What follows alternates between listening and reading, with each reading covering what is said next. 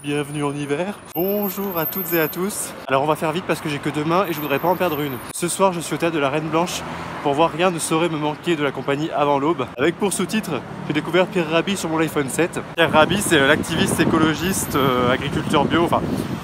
Vous l'avez forcément déjà vu, il est invité une fois par an sur les plateaux télé quand il y a un sommet sur l'écologie. C'est le seul moment où les médias l'invitent. Et donc c'est mis en scène par Maya Ernest et la compagnie Avant l'Aube. J'avais vu 2 de leurs spectacles au festival Off d'Avignon. Ah bah c'est là. J'avais vu Boys Don't Cry et Ground Zero ou L'Âge Libre. Non, Ground Zero. J'ai un doute. Et j'avais trouvé ça vachement bien, hyper inventif. Donc là c'est leur nouvelle création et j'ai hâte de découvrir ça. Et caille.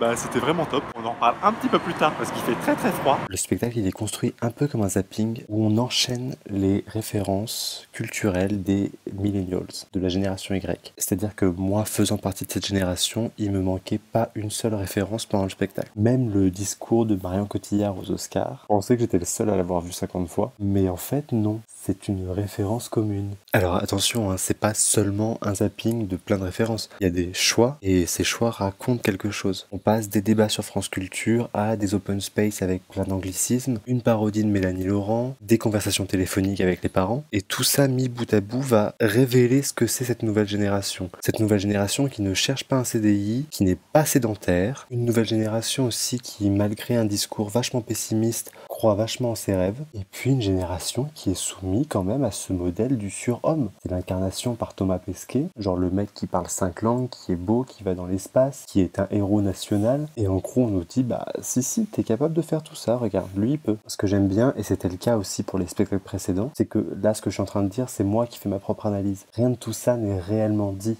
dans le spectacle. On nous amène sur ces pistes-là, mais il n'y a pas un discours qui pourrait être chiant s'il était trop revendiqué. C'est suffisamment drôle et bien fait pour que on comprenne le message et pour qu'on embarque dans le truc. Et puis ce que j'aime aussi, et qui était aussi le cas pour les autres spectacles, c'est cette mise en scène avec peu de choses, mais une inventivité. On ressort pas les vieux codes de mise en scène des trucs genre on n'a pas d'argent donc on met 4 cubes sur scène et voilà. C'est simple, c'est intéressant, c'est réfléchi, ça va pas dans tous les sens. Donc c'est vraiment un super spectacle sur cette génération Y, non seulement sur le fond, mais aussi du coup dans la forme, parce que pour moi cette forme du zapping elle est complètement cohérente avec le sujet. C'est-à-dire que c'est notre façon de consommer l'information aujourd'hui. C'est sur Twitter où on passe d'une image d'archive à une info du jour. On passe de la guerre à la mort de Johnny, et entre les deux on a une publicité pour acheter un matelas à mémoire de forme. En 1h15 on reçoit plein d'informations et on en oublie.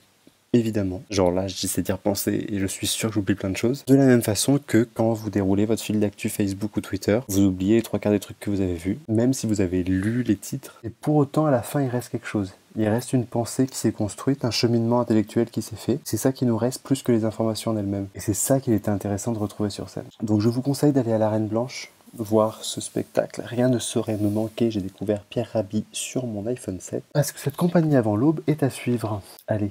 À bientôt.